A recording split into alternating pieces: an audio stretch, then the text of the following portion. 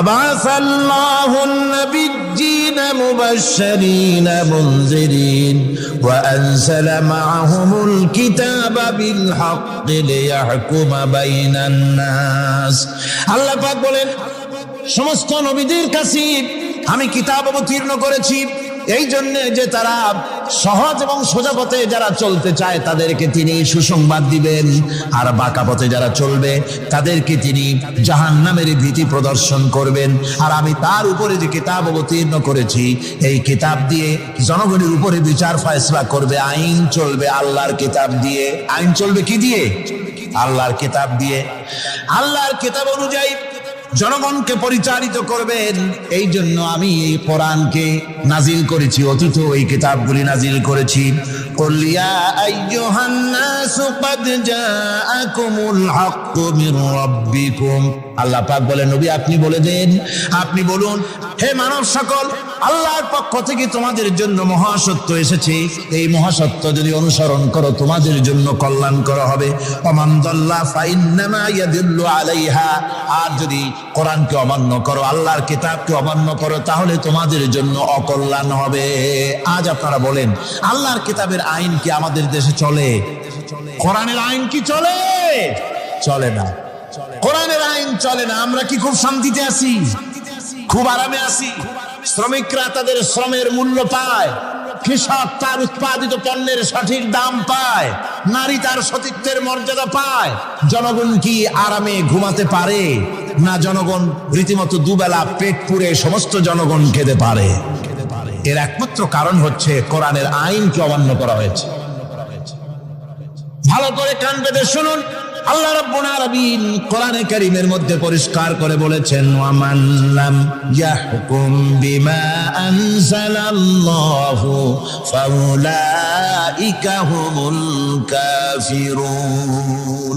যারা নাকি আমার দেওয়া বিধান অনুযায়ী, কোরআন অনুযায়ী যারা বিচার ফয়সালা করে না, ফাউলাইকা হুমুল কাফিরুন, ফাউলাইকা হুমুল যালিমুন, ফাউলাইকা হুমুল ফাসিকুন।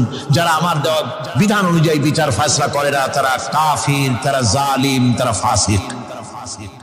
সুতরাং এর ভিতরে এই জুলমের মধ্যে জালিমদের অন্তর্গত, ফাসিকদের অন্তর্গত হয়ে বাংলাদেশের বহু মুসলমান, পৃথিবীর বহু এলাকার মুসলমান এর মধ্যে লিপ্ত হয়ে আছে।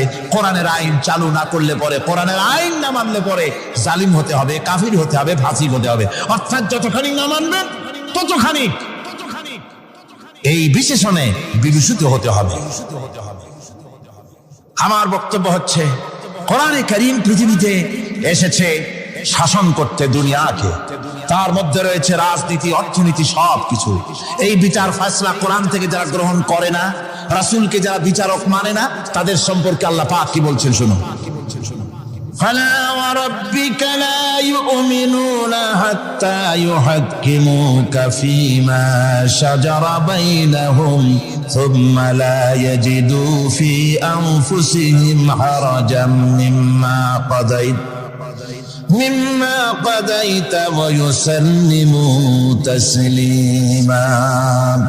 আল্লাহ রাব্বুল আলামিন বলেন সালাম রব্বিক, কখনো নয় হে নবী আপনার রবের কসম, কখনোই নয়, ওরা মুমিন নয় যারা নাকি তাদের জীবনের সব কিছুর ব্যাপারে যতক্ষণ পর্যন্ত আপনাকে বিচারক না মানে, আপনার দেওয়া ফয়সালাকে গ্রহণ না করে, এবং আপনি বিচার করার পর ফয়সালা দেওয়ার পরে এটার উপরে দ্বিধাহীন চিত্তে মেনে যতক্ষণ না নিবে, ততক্ষণ পর্যন্ত তারা যত ঈমানের দাবি করুক তারা আসলে মুমিন না। এ ফতোয়া কার? এ ফতোয়া কার? আল্লাহ রাব্বুল আলামিনের ফতোয়া। কখনো মুমিন হতে পারবে না যারা রাসূলুল্লাহকে ফয়সালাকারী হিসেবে গ্রহণ না করবে, কোরআনকে সংবিধানের উৎস হিসেবে গ্রহণ না করবে। কোরআন এসেছে আইনের কিতাব হিসেবে পৃথিবীর মানুষকে পরিচালিত করার জন্য। আজ এই কোরআনের আইন যারা মানে সেখানে শান্তি পায়, কোরআন যেখানে মানে না সেখানে শান্তি হয় না।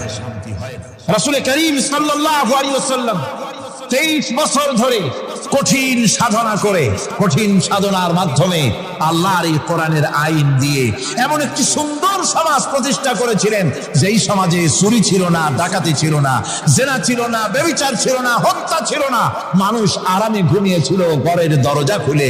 সুবহানাল্লাহি ওয়া বিহামদিহি। لئن شكرتم لأزيدنكم ولئن كفرتم إن عذابي لشديد। আমার নিয়ামতের কৃতজ্ঞতা যারা স্বীকার করবে, আমার নিয়ামতের শুকর যারা আদায় করবে, আমি তাদের নিয়ামতকে বাড়ায় দেব। আর যারা অস্বীকার করবে, শুকর আদায় করবে না, তাদের জন্য শাস্তি দেওয়া হবে। এই জন্য আল্লাহ পাকের নিয়ামতের শুকরিয়া আদায় করতে হবে। 2 নম্বরে আল্লাহ পাকের হুকুম আহকাম মেনে জীবন পরিচালনা করতে হবে। নবীরা আল্লাহ পাকের পক্ষ থেকে যে দ্বীন নিয়ে এসেছেন, ওই দ্বীনের আনুগত্য করতে হবে, বিরোধিতা করা যাবে না। যারা ইসলামী আন্দোলনের বিরোধিতা করবে, আল্লাহর দ্বীন প্রতিষ্ঠার পথে যারা এই বিরোধিতা করবে, জায়গা হবে কোথায়? জাহান্নাম। ভাই সব জাহান্নাম বড় কঠিন হবে। সেদিন কেউ সুপারিশ করবে না, কোনো উপায় থাকবে না। কিয়ামতের ময়দানে আমলনামা ছেড়ে দেওয়া হবে। জাহান্নামীদের আমলনামা পেছন থেকে বা হাতে আসবে। কোরআনে কারীমে আল্লাহ পাক বলেন, ওয়া আম্মা মান উতিয়া কিতাবাহু বিশিমালিহি ফায়াকুলু ইয়া লাইতানি লাম উতা কিতাবিয়া। পেছন থেকে বাম হাতে যার আমলনামা আসবে, সে বলবে, আরে আমারে যদি কিতাবটা, আমার যদি আমলনামা না দেওয়াই হতো কত না ভালো হতো, আমার যদি হিসাব না নেওয়া হইতো কত ভালো হতো। ওয়ালাম আদরি মা হিসাবিয়া ইয়া লাইতাহা কানাতিল কাদিয়া। আমার হিসাব যদি আমি আদৌ না জানতাম, তাহলে কতই না ভালো হতো। হায়, আমার মৃত্যু যদি দুনিয়ায় শেষ হয়ে যেত, আর যদি এই ময়দানে ওঠা না লাগতো। মা আগনা আন্নি মালিয়া হালাকা আন্নি সুলতানিয়া। আজ আমার অর্থ সম্পদ কোনো কাজে লাগলো না, আমার ক্ষমতা প্রতিপত্তি কোনো কাজে লাগলো না। বড় বড় বাদশা, বড় বড় প্রেসিডেন্ট, প্রধানমন্ত্রী কিয়ামতে এতিমের মতো দাঁড়ায় থাকবে, বলবে, আমার দলবল কই, যারা সেলুট দিত তারা কই, টাকা কই, পয়সা কই, বিষয় কই, সম্পত্তি কই, কিচ্ছু পাবে না। প্রিয় ভাই সব, এই পৃথিবীতে ক্ষমতা যতদিন থাকে, পুলিশ সেলুট মারে, আর্মি সেলুট মারে। আমল যদি খারাপ হয়, ফেরেশতা যে কি দিয়া মারবে চিন্তাই করতে পারেন। আমি লক্ষ্য করেছি, পুলিশ, বিডিআর, আর্মি যখন সেলুট দেয়, 2 রকম মারে, হাত দিয়া মারে, আর বুট পায় আছে, এক জুতা আর এক জুতার সাথে ঠাস করে আরেকটা লাগাও। আমি চিন্তা করছি, 2টা দেয় কেন? হাত দিয়েও দিল, পাও দিয়েও দিল, অর্থ কি? অর্থ পরিষ্কার। সরকারের মন্ত্রী, সরকারের লোক, আপনি আমার সেলুট পাইতে পারেন, ব্রিটিশ নিয়মে মারলো হাত দিয়া, আরেকটা ইশারা দিয়া দিল, মারে হতি ইশারা। সরকারে থাইকা যদি জনগণের সর্বনাশ করেন, মুসলমান দেশের তথ্য পাচার করে মুসলিম দেশের স্বাধীনতা যদি হরণ করতে চান, আর যদি ধরা পড়েন, তাহলে হাত দিয়া না, ওইটা দিয়ে মারবো।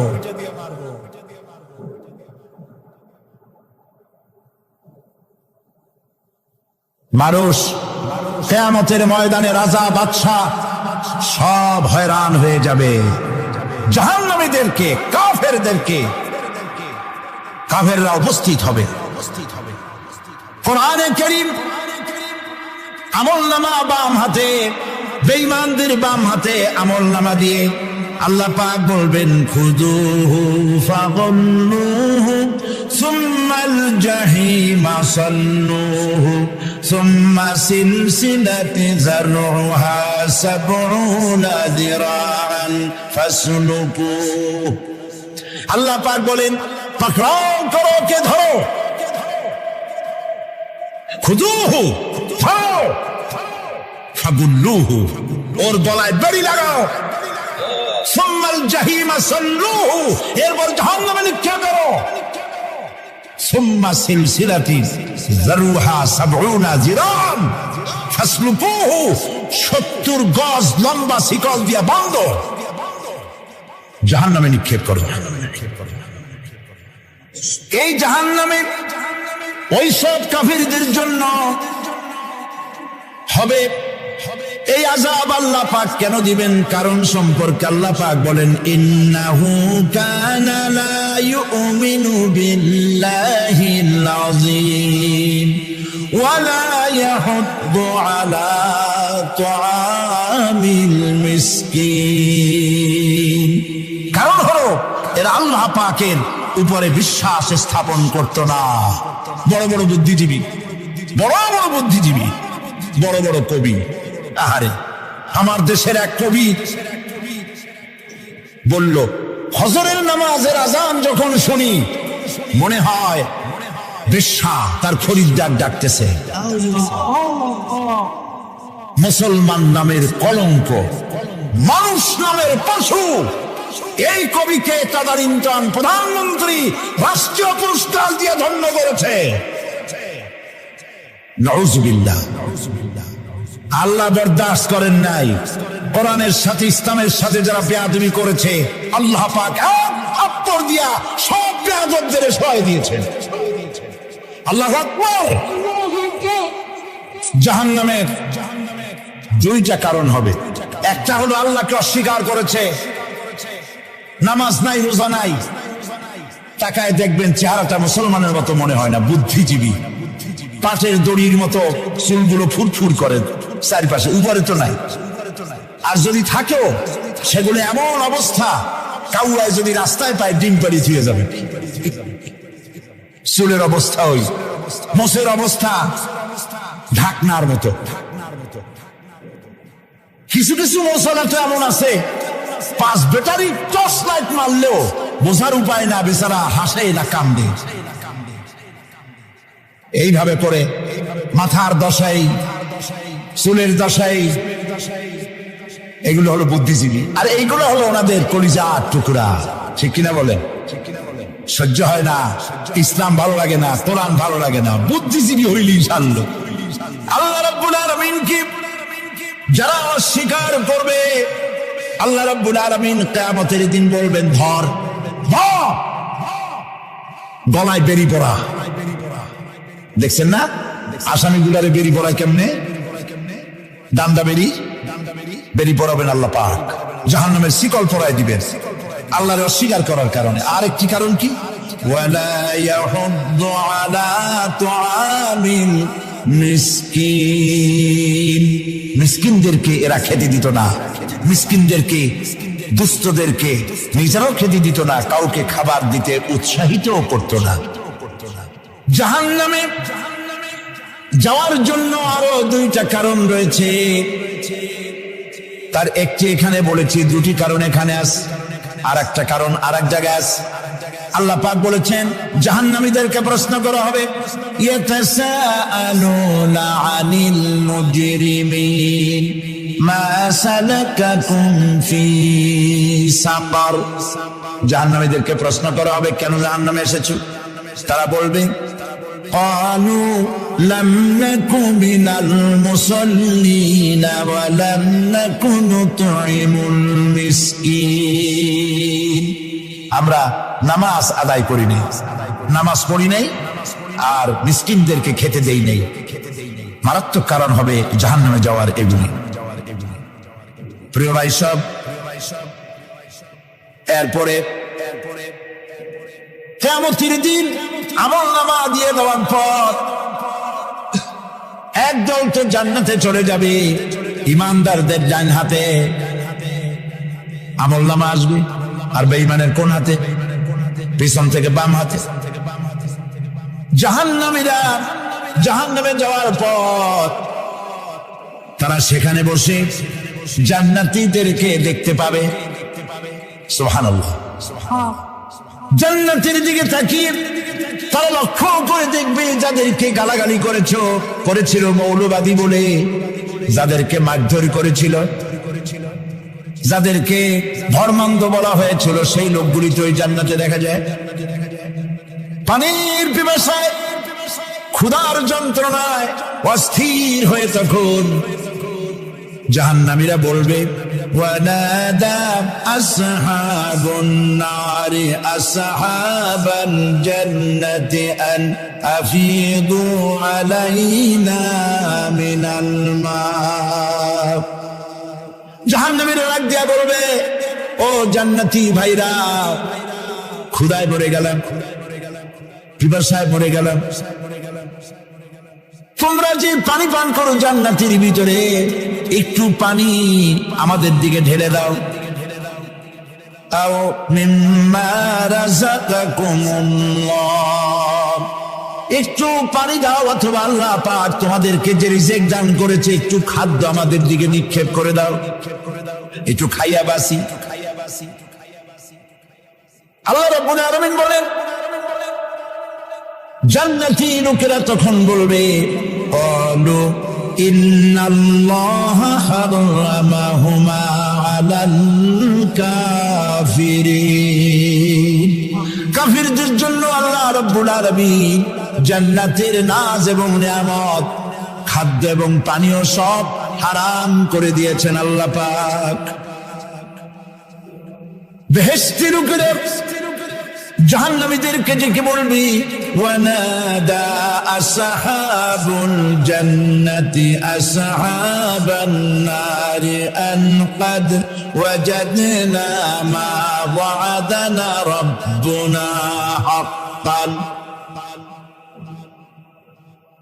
জান্নাতীরা বলবে, ও জাহান্নামী ভাইরা, তোমাদের সাথে আল্লাহ পাক যে ওয়াদা করেছিলেন সেই ওয়াদা তোমরা কি ঠিক মতো পেয়েছো?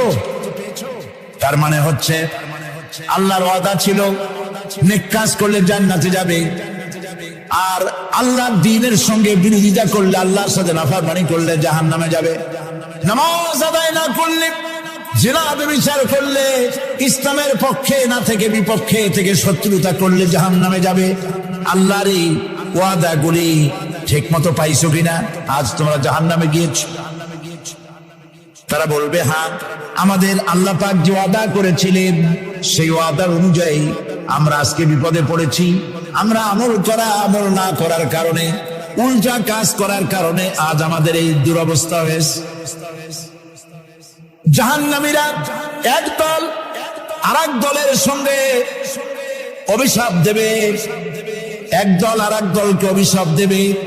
তারা একে অপরের বিরুদ্ধে অভিশাপ দিতে থাকবে। সেখানে কর্মী আর নেতাদের সাথে দেখা হয়ে যাবে। যেই সব নেতাদের কথা মতো মুসল্লি পিটানো হয়েছে, লক্ষ্য করেন, যেই সব নেতাদের কথা মতো বোমা মেরে, মানুষ মেরে, দায়িত্ব আলেমদের মাথার উপর, ইসলামের মাথার উপরে চড়াই দেওয়া হয়েছে। এইবার নেতার সাথে কর্মীদের দেখা হবে কোন জায়গায়? কোন জায়গায় দেখা হবে? দেখা যখন হয়ে যাবে, কর্মীরা সেখানে নেতাদেরকে অভিশাপ দিয়ে বলবে, ওয়াকালু রব্বানা ইন্না আতা'না সাদাতানা ওয়া কুবারা'ানা ফাআদাল্লুনা সাবিলা। এরা বলবে আল্লাহর কাছে, রব্বুল আলামিন, এই নেতারা আমাদেরকে বিভ্রান্ত করেছে, তাদের কথা অনুযায়ী চলেছিলাম, ওরা আমাদেরকে যা যা করেছে তাই বলেছি।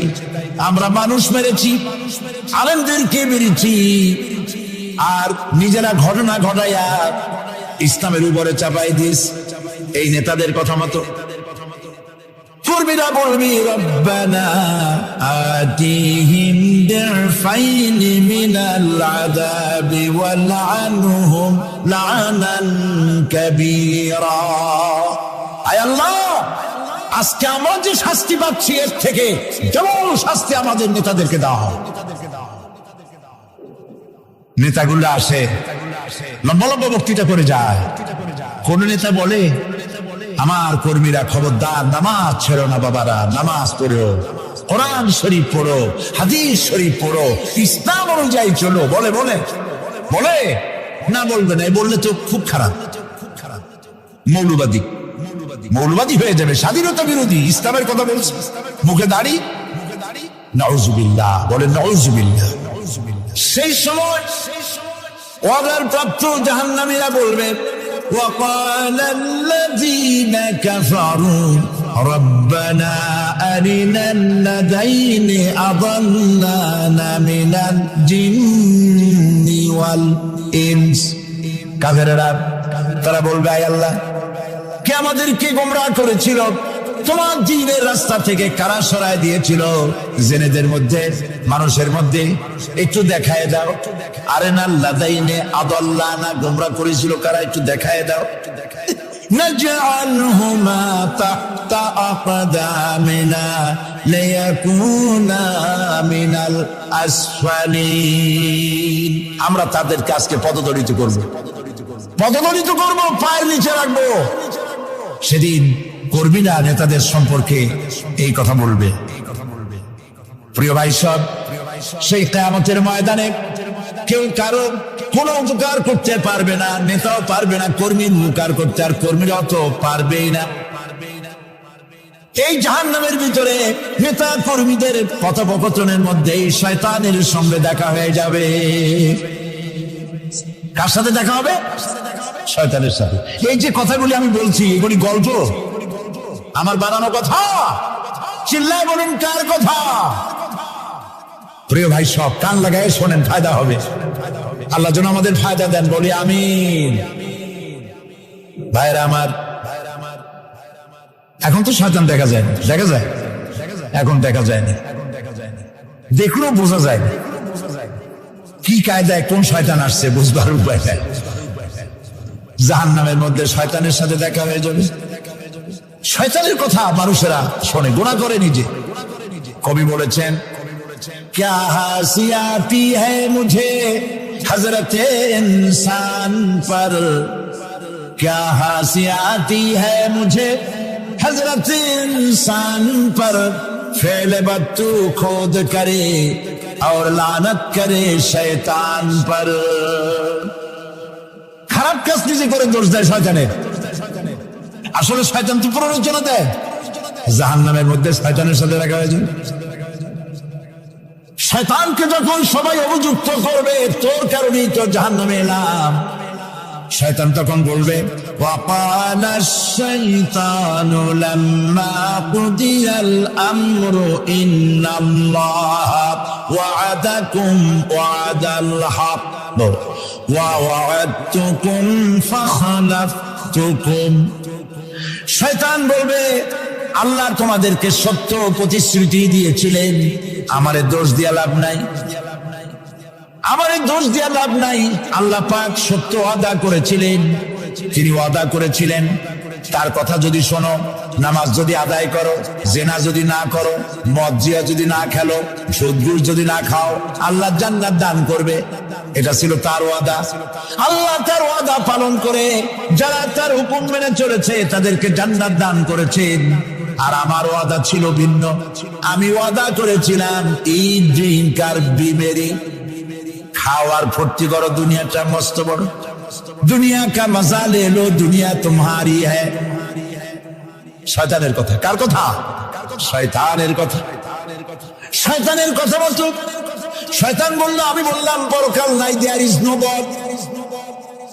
বুদ্ধিজীবী মার্কা কথা। শ্রেষ্ঠ বুদ্ধিজীবী কে? চিল্লায় গড। আমি অনেকগুলো ওয়াদা করছিলাম, এইটা নাই সেইটা নাই, আল্লাহ রসুলের কথা মানা মানার দরকার নাই। এমনি করে আল্লাহ যে ওয়াদা করেছিলেন সমস্ত ওয়াদা তিনি পালন করেছেন, আর আমি যে ওয়াদা করেছিলাম আজ আমি খেলাফ করলাম। এমন জায়গায় বলবে যে এইটারে শোধ করার, এটা সংশোধন করার আর কোন উপায় নাই। শয়তান আরো বলবে, ওয়ামা কানা লি আলাইকুম মিন সুলতান। আর আমি যে ওয়াদাগুলি করেছিলাম এর পিছনে কোনো দলিল ছিল না। আলেমরা কথা বলছে, কথায় কথায় কোরআন বলছে, হাদিস বলছে। লক্ষ্য করে শুনতেছেন আপনারা? আলেমরা কথা বলেছি, কোথায় কোথায় কোরআন আর হাদিসের দলিল পেশ করেছে, আল্লাহর কথা রাসূলের কথা পেশ করেছে। ওয়ামা কানা লি আলাইকুম মিন সুলতান, আর আমার কথার ভিতর কোনো দলিল ছিল না, আন্দাজে কয়ে গেছি। ভাইয়ের আমার, বোনের আমার, দিলাম একটা ডাক, যাইবে তাকারো না, বাই তাকারো নাই, সবাই দিলা দৌড়। এখন আমারে দোষ দাও কেন? এইসব দোষ দিয়ে কি লাভ নাই।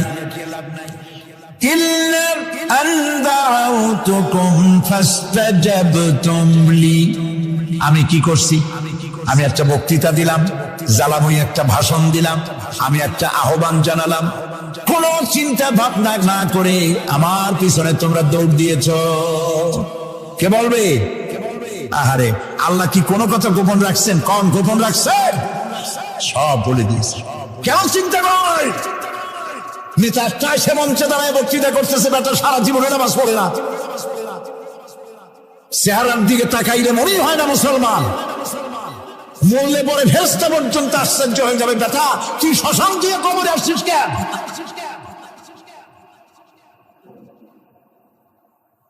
এগুলোর পিছনে দৌড়েছে তোমার ভাই, আমার ভাই, উল্লুক ভাই, ভাল্লুক ভাই।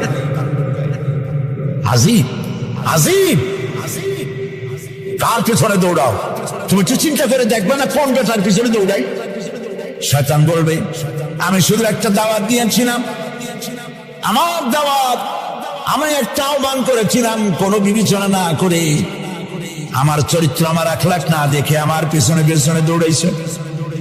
মা আনা বিমুসরিখিকুম ওয়া মা আনতুম বিমুসরিখি, আজ আমি তোমাদের কোনো সাহায্য করতে পারবো না, আমি তোমাদের চাইতেও বড় বিপদে আছি, তোমরা আমার সাহায্য করতে পারবে না।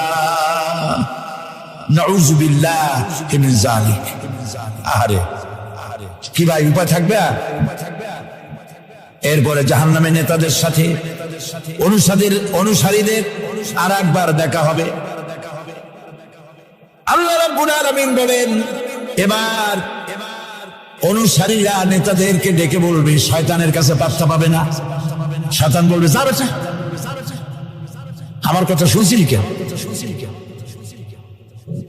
আমি নিজেই বিপদে আছি। জাহান্নামীরা এরপরে দেখা হবে, তাদের নিজেদের নেতাদের সঙ্গে দেখা হয়ে যাবে। এই তো বড় বাবাজিরে পাইছি। وقال الضعفاء للذين استكبروا إنا كنا لكم تبعا فهل أنتم مغنون عنا من عذاب الله من شيء। অনুসারীরা সেদিন নেতৃবৃন্দকে বলবে, আমরা তোমাদের অনুগামী ছিলাম, ও নেতারা, যা কইছো তাই শুনছি, যা বলেছো তাই শুনেছি, যারে মারতে বলছো তারে মারছি, সারা রাত তোমাদের কথা মতো ইসলামের বিরোধিতা করছি। করছে না? যা বলেছো তাই করেছি। এখন তোমরা কি পারো? আমরা তো অনুসারী ছিলাম। ফাহাল আনতুম মুগনুনা আন্না মিন আযাবিল্লাহি মিন শাই। আজকে দুনিয়াতে এত বাহাদুরি করছো, আজ এই জাহান্নামের ভিতরে একটু আযাব কি কমাই দিতে পারো নাকি?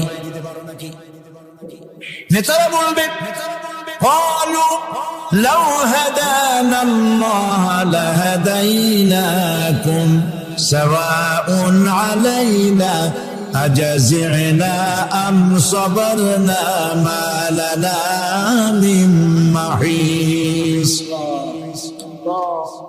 নেতারা বলবে, আল্লাহ যদি আমাদেরকে হেদায়েত করতেন, হেদায়েত দিতেন, আমরাও তোমাদেরকে হেদায়েত দিতাম। আজ ধৈর্য ধরো আর না ধরো, তোমাদের অবস্থা আর আমার অবস্থা সমান সমান। জাহান্নাম ছাড়া আজ আর কোনো গতি নাই, কিচ্ছু করার উপায় নাই, সব সর্বনাশ হয়ে যাবে। খাসিরাত দুনিয়া ওয়াল আখিরাহ, যালিকা হুয়াল খুসরানুল মুবিন। এটাই হলো, দিনও গেল, দুনিয়াও গেল, আমও গেল, সালাম, সব শেষ। প্রিয় ভাইয়েরা আমার, এরপরে আল্লাহ পাক বলছেন জাহান্নামীরা তাদেরকে কোনো ভালো খাবার দেওয়া হবে না। লা ইয়াযুকুনা ফিহা বারদাও ওয়ালা শারাবা, কোন ঠান্ডা পানি তারা সেখানে পাবে না। কি পাবে? টকবগে উত্তপ্ত গরম পানি। আর ঘা হইলে, শরীরে ঘা হলে তার থেকে কি বের হয়? পুজ, ক্ষতের ক্ষরণ পুজ আর টকবগে গরম পানি, এগুলি দেওয়া হবে। নাউযু বিল্লাহি মিন যালিক। ভাইরা আমার, আল্লাহ পাক কোরআনে কারীমে মধ্যে বলেন তুসকা মিন আইনিন আনিয়া লাইসা লাহুম তাআমুন ইল্লা মিন দারি'in লা ইউসমিনু ওয়া লা ইউগনি মিন জু'। টকবগে ফুটন্ত পানি তাদেরকে পান করানো হবে, কাঁটা যুক্ত ঘাস খেতে দেওয়া হবে।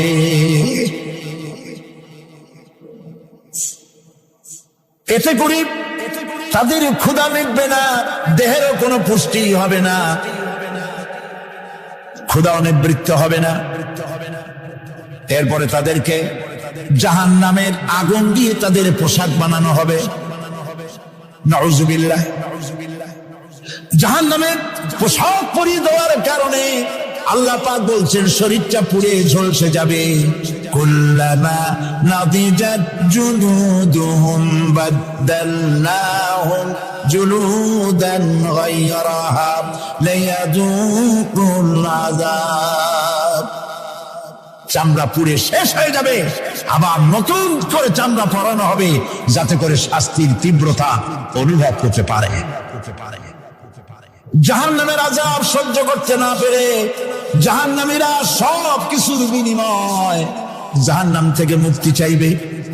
ইয়াওয়াদ্দুল মুজরিমু লাউ ইয়াফতাদি মিন আযাবিন ইয়াওমাইযিন বিবানিহি ওয়া সাহিবাতিহি ওয়া আখিহি। সেদিন অপরাধীগণ চাইবে তার স্ত্রী, তার আত্মীয় স্বজন, ভাই বোন, সাহায্যকারী, নিকটবর্তী পরিবার সকলের বিনিময়, এমনকি ওয়ামান ফিল আরদি জামিআন, পৃথিবীর সব কিছু যদি তাকে দেওয়া হয় তার বিনিময়ে সে জাহান্নাম থেকে মুক্তি পাওয়ার জন্য কাকুতি করবে, আপত্তি করবে, বাঁচার চেষ্টা করবে। কিন্তু আল্লাহ রাব্বুল আলামিন পরিষ্কার করে বলেছেন জাহান্নাম থেকে কাফেরদের মুক্তির কোনো উপায় নাই। খালিদিনা ফিহা আবাদান, চিরকালের জন্য তাদেরকে জাহান্নামে থাকতে হবে। এই জাহান্নামের কঠিন শাস্তি থেকে বাঁচার জন্য আল্লাহ রাব্বুল আলামিন কোরআনে কারীমের মধ্যে বলেছেন ইয়া আইয়ুহাল্লাযীনা আমানু আনফুসাকুম ওয়া আহলিকুম নারা। হে বিশ্বাসীরা, জাহান্নামের আগুন থেকে নিজেকে বাঁচাও এবং পরিবারের লোকদেরকে বাঁচাও। বড় কঠিন জায়গা। পড়েন আমার সাথে, আল্লাহুম্মা আজিরনা মিনান নার। সবাই পড়েন, আল্লাহুম্মা আজিরনা মিনান নার। আল্লাহ তাআলা জাহান্নাম থেকে আমাদেরকে মুক্তি দাও। জোরে বলেন আমিন। নবী করিম সাল্লাল্লাহু আলাইহি ওয়াসাল্লাম বলেছেন মাগরিবের পরে 7 বার, ফজরের পরে 7 বার আল্লাহুম্মা আজিরনা মিনান নার পড়বেন, আল্লাহ পাক জাহান্নাম থেকে মুক্তি দিবেন। তবে হ্যাঁ, খালি এই আজিরনা মিনান নার বললেই যে জাহান্নাম থেকে মুক্তি হবে তা না। জাহান্নামে যাওয়া লাগে যেসব কাজ করলে সেই সব কাজ থেকে নিজে বাঁচো, আহল আয়ালরে বাঁচাও। নিজেও জাহান্নাম থেকে বাঁচার চেষ্টা করলাম না, সন্তানদেরকে জাহান্নাম থেকে বাঁচাবার জন্য চেষ্টা করলাম না, আল্লাহর কাছে মহা মুসিবতে পড়ে যাব। সেই জন্য আল্লাহ পাক বলছেন ইন্নাহুম কানু লা ইয়ারজুনা হিসাবা। এই লোকগুলি হিসাব নিকাশ যে দেওয়া লাগবে কিয়ামতের ময়দানে এটা তারা আশাই করতো না, বিশ্বাসও করতো না যে হিসাব নিকাশ হবে কিয়ামতে। আল্লাহ পাক বলেন, ইন্নাল্লাযীনা কাযযাবু বিআয়াতিনা ওয়াস্তাকবারু আনহা লা তুফাত্তাহু লাহুম আবওয়াবাস সামাই ওয়া লা ইয়াদখুলুনাল জান্নাতা হাত্তা ইয়ালিজাল জামালু ফি সাম্মিল খিয়াত। আল্লাহ পাক বলছেন, যারা আমার আয়াতকে অস্বীকার করেছে, মিথ্যা মনে করেছে এবং অহংকার করেছে, আমাকে অমান্য করেছে, এই সমস্ত লোকগুলি, তাদের জন্য আকাশের দরজা খোলা হবে না, আর তাদের জন্য তারা জান্নাতেও যেতে পারবে না। একটি সূচের ছিদ্র পথে উষ্ট্র গমন করা সম্ভব। কথা বুঝতে পারছেন? সুয়ের ছিদ্র দিয়া একটা উট গমন করা সম্ভব, কিন্তু এই সমস্ত মানুষগুলি জান্নাতে যাওয়া এর থেকে অসম্ভব। কোনদিন এরা জান্নাতে যেতে পারবে না। ওয়া কুল্লা শাইইন আহসাইনাহু কিতাবা। আর আমি সমস্ত কাজগুলি, ওরা মনে করেছিল যে আমি বুঝি তাদের হিসাব নিকাশ রাখতেছি না, আমি গুনিয়া প্রত্যেকটি জিনিস হিসাব করে একটি কিতাবের মধ্যে লিপিবদ্ধ করে রেখেছিলাম। সুবহানাল্লাহ। প্রিয় ভাইয়েরা, আল্লাহ পাক আমাদের সঙ্গে ফেরেশতা দিয়েছেন। আল্লাহ পাক কোরআনে কারিমে বলেন, লাহু মুআক্কিবাতুম মিন বাইনি ইয়াদাইহি ওয়া মিন খালফিহি ইয়াহফাযুনাহু মিন আমরিল্লাহ। ইয়াহফাযুনা মিন আমরিল্লাহ। তোমার ডানে, তোমার বামে, তোমার সামনে, তোমার পশ্চাতে আমার ফেরেশতারা তোমাদেরকে ঘিরে আছে। ওয়া ইন্না আলাইকুম লাহাফিযিন কিরামান কাতিবিনা ইয়ালামুনা মা তাফআলুন। সম্মানিত লেখক তোমাদের সাথে লাগিয়ে দেওয়া হয়েছে, তোমরা যা করো সব তারা জানে, সমস্ত কথাগুলি রেকর্ড হয়ে যাচ্ছে। আল্লাহ রাব্বুল আলামিন বলেন, وَيَعْلَمُ مَا فِي الْبَرِّ وَالْبَحْرِ وَمَا تَسْقُطُ مِنْ وَرَقَةٍ إِلَّا يَعْلَمُهَا। আল্লাহ পাক বলছেন, পানির ভিতরে কি হয়, স্থল ভাগে কি হয়, সব আমি জানি। এমনকি এই পৃথিবীর কোন একটি পাতা যদি, কোন গাছের পাতা যদি বৃন্তচ্যুত হয়ে ডাল থেকে খসে যদি মাটিতে পড়ে যায়, মুমিন বান্দারা যদি বিপদে পড়ে আর আমারে যদি ডাকি, আমি আল্লাহ রাব্বুল আলামিন বাঁচাইয়া দেব। মাজারে যাইও না, মাজারে যেও না, এই মাজারগুলি তোমাদেরকে কিচ্ছু দিতে পারবে না। বিশ্বাস করো মুসলমান, মাজারে চাদর দিও না, আগরবাতি দিও না, মোমবাতি দিও না, টাকা পয়সা দিও না। যে ব্যক্তি মারা গেছে তোমাকে কিচ্ছু দিতে পারবে না, পারবে না, পারবে না। আল্লাহু আকবার।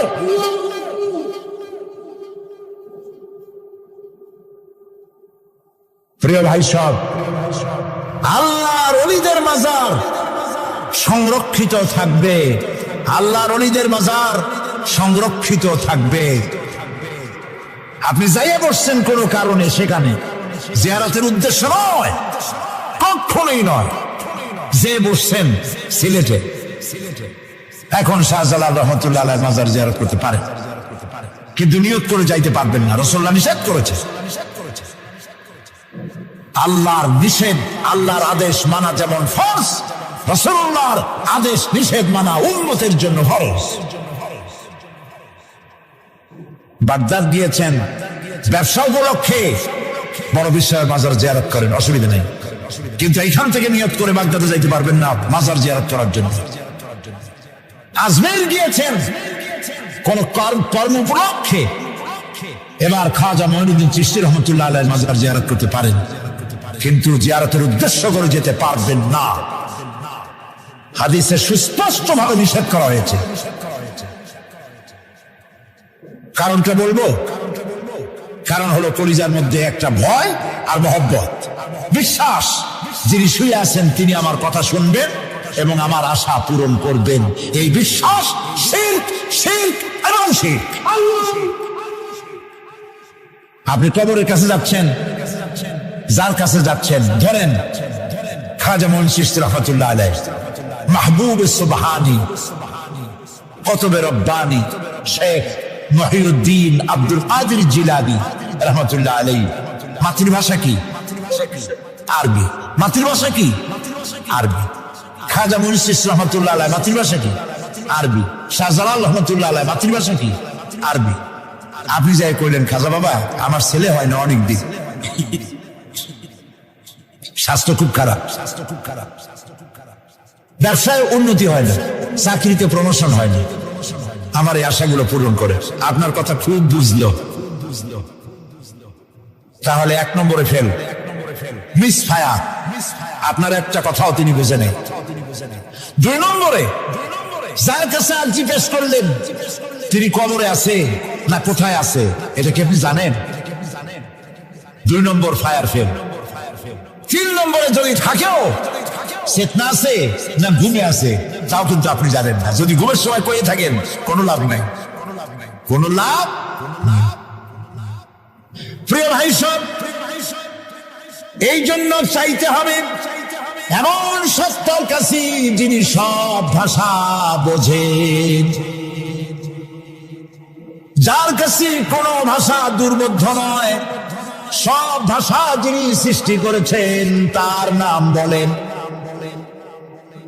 আর যিনি কখনো ঘুমান না তার নাম বলেন লা তাআখুযুহু সিনাতুন ওয়ালা নাওম, যার কোনো ঘুমও নাই তন্দ্রাও নাই। সুবহানাল্লাহ করবেন না? আজ থেকে নিয়ত করুন কোন মাজারে জীবনে কিছু চাইবো না, এটা কলিজার মধ্যে গাইথা দেন।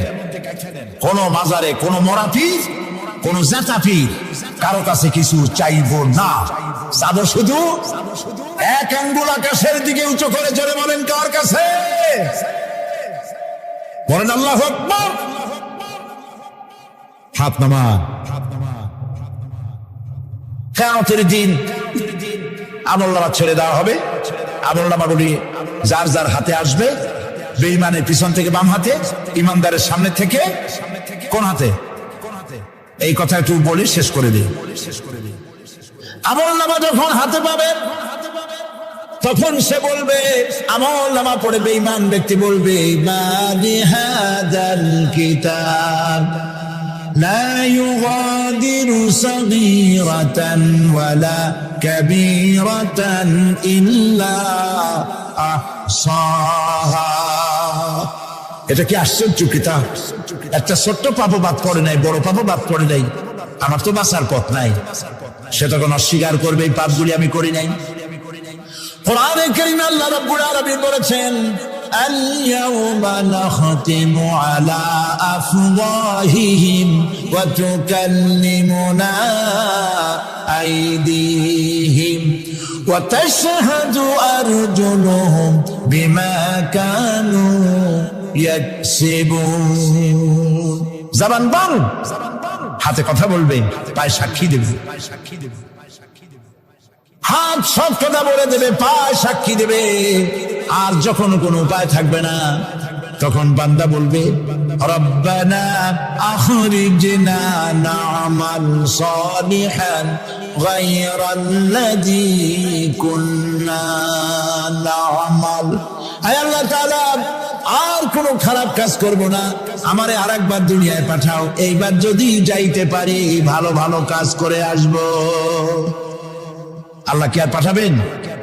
পাঠাবেন না। আল্লাহ পাক বলবেন আওয়ালাম নুআম্মিরকুম, হায়াত দিছিলাম না, বহুত সময় পাইছো, আমার কাজ করো নাই, আজকে আর পৃথিবীতে ফিরে যাওয়া যাবে না। বিচার হয়ে যাবে। বিচার হওয়ার পর একদল যাবে জাহান্নামে, আরেক দল যাবে কোথায়? জান্নাতে। আল্লাহ রাব্বুল আলামিন হযরত মূসাকে ডেকে বললেন মুসা রে, ভয় পাওয়ার কোনো কারণ নাই, প্রতিষ্ঠিত একটি সরকারের বিরুদ্ধে তোমাকে নামায় দিয়া ময়দানে তোমাকে আমি একা ছেড়ে দেই নাই, আমি আল্লাহ রাব্বুল আলামিন তোমার সাথে আছি। হাতের লাঠি ছেড়ে দাও। মুসা আলাইহিস সালাম লাঠি ছেড়ে দিলেন, লাঠি সাপ হয়ে গেল, হা করলো। জাদুকরদের তৈরি করা সমস্ত বাঘ, সিংহ, সাপ মুসা আলাইহিস সালামের লাঠি মার্কা সাপের পেটের মধ্যে গিয়া ঢুকলো। জাদুকরেরা মনে করলো আমরা যা দেখালাম তা তো জাদু, নিঃসন্দেহে। মুসা আলাইহিস সালাম যা দেখালেন তা নিঃসন্দেহে জাদু নয়, কারণ জাদু তো খেয়ে ফেলে দিয়েছে।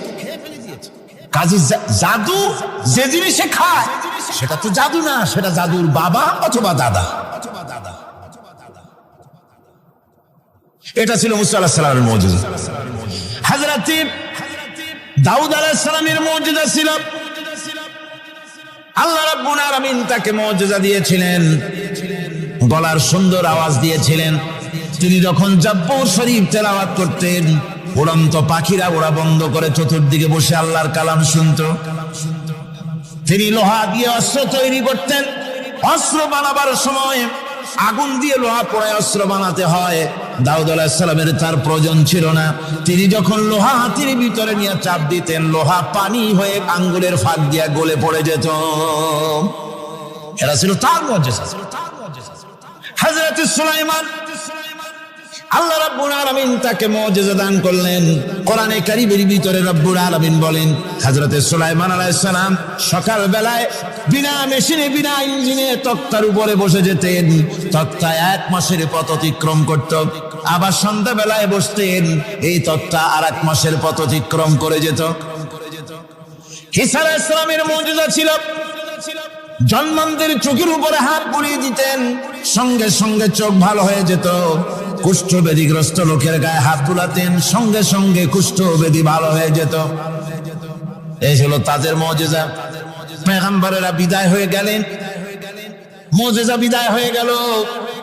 দাউদ আলাইহিস সালাম বিদায় হলেন, মুজিজা সাথে নিয়ে গেলেন। তার উম্মতেরা ওই লোহাগুলি আর কেউ গলাতে পারে নাই, আজও কেউ গলাতে পারে না হাত দিয়া চেপে ধরে। সুলাইমান আলাইহিস সালাম দুনিয়া থেকে বিদায় হয়ে গেছেন, মুজিজা নিয়ে কবরে চলে গেছেন। আজ আর তার অনুসারীরা অথবা দুনিয়ার কোন মানুষ বিনা ইঞ্জিনে তক্তায় বসে আর হাওয়ায় উঠতে পারবে না। মুসা আলাইহিস সালাম বিদায় হলেন, লাঠির মুজিজা চলে গেল। তার উম্মতেরা, তার অনুসারীরা কিয়ামত পর্যন্ত যদি 1000 চেষ্টা চালায়, লাঠিকে আর কোনোদিন সাপে পরিণত করতে পারবে না। ঈসা আলাইহিস সালাম, আল্লাহ রাব্বুল আলামিন তাকে উঠায় নিলেন, মুজিজা তিনি সাথে নিয়ে গেলেন। আজ তার কোটি কোটি, শত শত কোটি উম্মতেরা, দুনিয়া যারা তার উম্মত দাবি করে, খ্রিস্টানেরা হাজারো যদি চেষ্টা চালায়, তবুও জন্মান্ধের চোখের উপরে হাত বুলিয়ে চোখ আর ভালো করতে পারবে না। কুষ্ঠব্যাধিগ্রস্ত লোকের গায়ে হাত বুলিয়ে কুষ্ঠব্যাধি ভালো করতে পারবে না। তার মানে হলো নবীরা যে যা যত মুজিজা পেয়েছিলেন, জীবদ্দশায় মুজিজা কাজে লেগেছে, দুনিয়া থেকে বিদায় হয়েছেন, মুজিজা সাথে নিয়ে গেছেন। কিন্তু আপনার আমার নবী, বিশ্ব নবী জনাব মুহাম্মদ রাসূলুল্লাহ সাল্লাল্লাহু আলাইহি ওয়াসাল্লামের কাছে আল্লাহ রাব্বুল আলামিন তাকে যত মুজিজা দিয়েছিলেন, 3000-এর উপরে আল্লাহর নবীর মুজিজা ঘটেছিল 23 বছরের নবুয়তের জীবনে। তার মধ্যে শ্রেষ্ঠ মুজিজা হতেছে কোরআন মাজিদ। আল্লাহর নবী বিদায় হয়ে গেলেন, মুজিজা সাথে নিয়ে যান নাই, মুজিজা রেখে গেলেন দুনিয়ায়। কিয়ামত পর্যন্ত দুনিয়াবাসী, নবীর উম্মতেরা কোরআনের মুজিজা ব্যবহার করতে পারবে। কোরআনে কারীম রাসূল কারীম সাল্লাল্লাহু আলাইহি সাল্লামের জীবনের শ্রেষ্ঠ মুজিজা। মানুষ পাগল হয়ে গেছে কোরআন শুনে। সুতরাং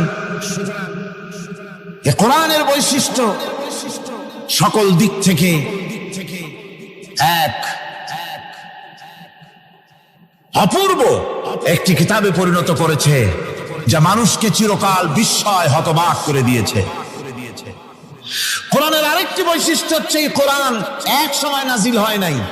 30 পারা কোরআন শরীফ একসাথে নাজিল হয়েছে না, কোরআন নাজিল হয়েছে আস্তে আস্তে, ধীরে ধীরে। কত বছর লাগলো?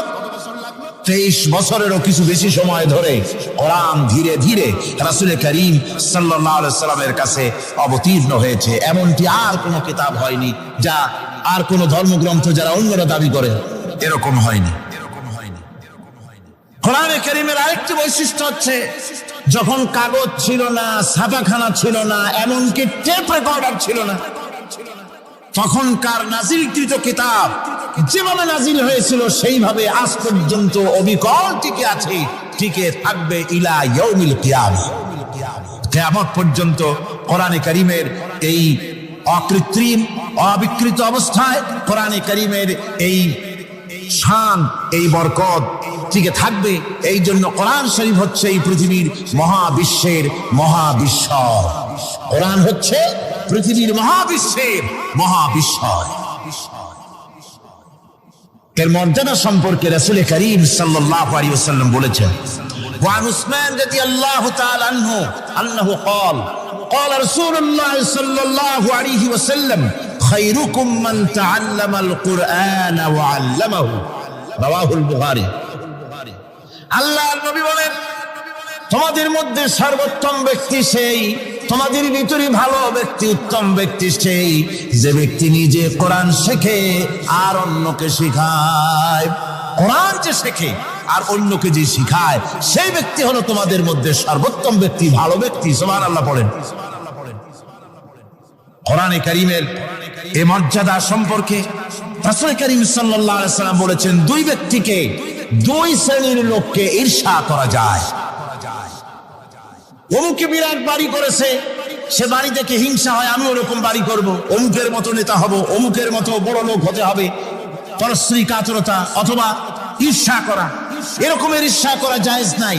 রাসূলুল্লাহ বলেছেন দুই ব্যক্তির সঙ্গে ঈর্ষা করা যায়। عن ابن عمر رضي الله تعالى عنه أنه قال قال رسول الله صلى الله عليه وسلم لا حسد إلا على الاثنين। দুই ব্যক্তি ছাড়া অন্য কারো সাথে হিংসা করা যায় না, রিস্ক করা যায় না। কোন কোন ব্যক্তি? রাজুলুন আতাহু আল্লাহুল কুরআন ফাহুয়া ইয়াকুমু বিহি আনা আল-লাইলি ওয়া আনা আন-নাহার। ওই ব্যক্তির সঙ্গে হিংসা করা যায়, হিংসা করা যায় যে ব্যক্তিকে আল্লাহ পাক কোরআনের ইলম দান করেছেন, সে ব্যক্তি দিন রাত কোরআন তেলাওয়াত করে, কোরআনের উপরে আমল করে, কোরআনের উপরে থাকে, মানুষকে কোরআনের দাওয়াত দেয়। ওই লোকের সাথে ঈর্ষা করা দরকার যে তার মতো হতে চায়। ওয়ারাজুলুন আতাহু আল্লাহু মালান ফাহুয়া ইউনফিকু মিনহু আনা আল-লাইলি ওয়া আনা আন-নাহার। মুত্তাফাকুন আলাইহি, বুখারী মুসলিমের হাদিস। রাসূলুল্লাহ বলছেন, অন্য আরেক ব্যক্তি হচ্ছে যে ব্যক্তিকে আল্লাহ পাক মাল দিয়েছেন, সম্পদ দিয়েছেন, ওই ব্যক্তি তার মাল আর সম্পদকে দিন রাত দুহাতে আল্লাহর রাস্তায় খরচ করে। তার মতো হওয়ার জন্য তার সাথে ঈর্ষা করা যেতে পারে। আমার বন্ধুগণ, এই কোরআন হচ্ছে এমন এক কিতাব যে কোরআনকে নিয়ে যারা অগ্রসর হয় আল্লাহ তাদেরকে বাড়ায় দেন, আর কোরআনের সাথে যারা হিংসা করে, বিদ্বেষ করে, আল্লাহ তাদেরকে অধঃপাতিত করে দেন। عن عمر بن الخطاب رضي الله تعالى عنه أنه قال قال رسول الله صلى الله عليه وسلم إن الله يرفع بهذا الكتاب أقواما ويضع به آخرين رواه مسلم। হযরত ওমর রাদিয়াল্লাহু তাআলা আনহু বলছেন যে আল্লাহ পাক এই কোরআনের সাহায্যে এক শ্রেণীর লোককে প্রতিষ্ঠিত করবেন দুনিয়ার বুকে, এবং আখিরাতেও আরেক শ্রেণীর লোককে করবেন অধঃপাতিত। যারা কোরআনের সাথে বিরোধিতা করবে, তারা যদি হিরো হয় আল্লাহ তাদেরকে জিরো বানাবেন। কি বানাবেন? জোরে কোন কি বানাবেন? জিরো বানিয়ে দিবেন। আর কোরআনকে নিয়ে যারা আগ বাড়ে, তারা যদি জিরো হয় আল্লাহ পাক তাদেরকে কি বানায় দেন? কোরআনের সাথে বিরোধিতা আজকের নতুন কিছু নয়, আবহমান কাল থেকে কোরআনের সাথে চলছে বিরোধিতা। বিশ্বকবি, কবি সম্রাট আল্লামা ইকবাল, আল্লাহ তাকে জান্নাতুল ফেরদাউস নসিব করুন, সবাই বলুন আমিন। আল্লামা ইকবাল বলেছেন, সতীজা কর রহা হ্যায় আসল সে তা ইমরোজ, सतीजा कर रहा है असल से इमरोज, चरागे मुस्तफा भी से शरारे बुलबीस। মুহাম্মদ সাল্লাল্লাহু আলাইহি সাল্লামের দ্বীপ শিখার সাথে, আল্লাহর দ্বীনের সাথে আবু জাহাল, আবু লাহাবের অগ্নিস্ফুলিঙ্গের সংঘর্ষ আবহমান কাল থেকে লেগে এসেছে। কিন্তু ওদের এই অগ্নিস্ফুলিঙ্গের টক্কর লেগে মুহাম্মদ সাল্লাল্লাহু আলাইহি সাল্লামের টিম টিম করে জ্বলে ওঠা এই প্রদীপটি প্রচন্ড ঝড়ো হাওয়ার মুখে, টর্নেডো আর গর্কির মুখে নিভে যায়নি, জ্বলছে, জ্বলবে কিয়ামত পর্যন্ত। এটাকে নিভাবার ক্ষমতা বিশ্বের কোনো মানুষের নাই। ফু দিয়ে কেউ যদি নিভাতে চায়, চেহারা শুদ্ধ, মাথা শুদ্ধ, পুড়ে ছাই হয়ে যাবে, কোরআনের আলোকে নির্বাপিত করতে পারবে না।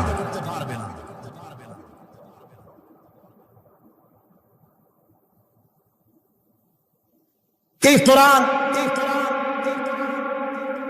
এই কোরআন যার সিনার ভিতরে থাকে, যার সিনার মধ্যে থাকে সে হয় সমৃদ্ধ, আর যার সিনার মধ্যে থাকে না সে হয়।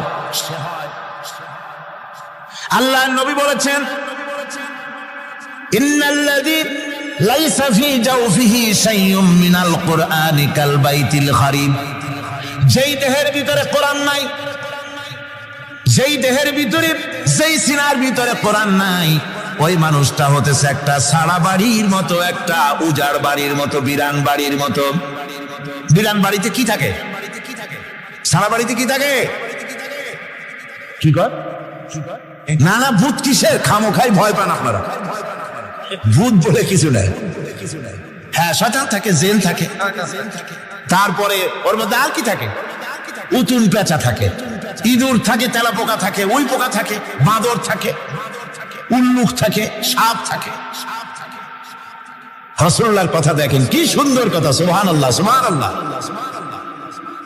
যে দেহের ভিতরে কোরআন নাই, সারা বাড়িতে যা থাকে, পুরো বাড়িতে যা থাকে, বিরান বাড়িতে যা থাকে, যে দেহে কোরআন নাই সেই দেহের মধ্যে তাই থাকে। আজ দেখুন বাংলাদেশের শিক্ষাঙ্গনে, কলেজ ইউনিভার্সিটি গুলিতে কোরআন পড়ানো হয় না। বলেন ঠিক কিনা? আমাদের বিশ্ববিদ্যালয়গুলিতে কোরআন পড়ানো হয়, তাফসীর পড়ানো হয়, হাদিস পড়ানো হয়, হয় না। হাদিস, কোরআন, আল্লাহর কালাম পড়ানো হয় না বলে অবস্থা কি হয়েছে? হাদিস থেকে মিলায় নেন, ইন্নাল্লাযী লাইসা ফী জাওফিহি শাইউম মিনাল কুরআনি কাল বাইতিল খারিব। কোরআন নাই তো সারা বাড়ি, কোরআন নাই তো কি আছে? যে ঘরের মধ্যে মানুষ নাই, উল্লুক থাকে, ভাল্লুক থাকে, শয়তান থাকে, তেলাপোকা থাকে, সারপোকা থাকে, হিংস্র প্রাণী ভরপুর থাকে। যে শিক্ষা প্রতিষ্ঠানে কোরআন পড়ানো হয় না, সেখানেও সন্ত্রাসীরা বাস করতে পারে, ভালো মানুষ টিকতে পারে না।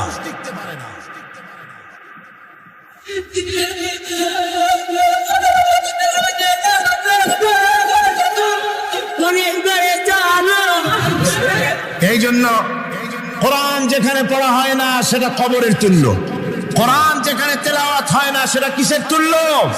কবরের তুল্য। আল্লাহ নবী বলেছেন, আনাবি হুরায়রা রাদিয়াল্লাহু তাআলা আনহু আন্নাহু ক্বাল قال رسول الله صلى الله عليه وسلم لا تجعلوا بيوتكم مقابر رواه مسلم। আল্লাহ নবী বলেন, তোমাদের ঘরগুলিকে তোমরা কবর বানাইও না। অর্থাৎ যে ঘরের মধ্যে কোরআনে কারীম তেলাওয়াত হয় না সেটা কবরের সমতুল্য, কবরের সমতুল্য। আগে আমাদের ঘর সমূহে যখন ছোট ছিলাম তখন দেখতাম ঘরে ঘরে কোরআন তেলাওয়াত হতো, ঠিক না?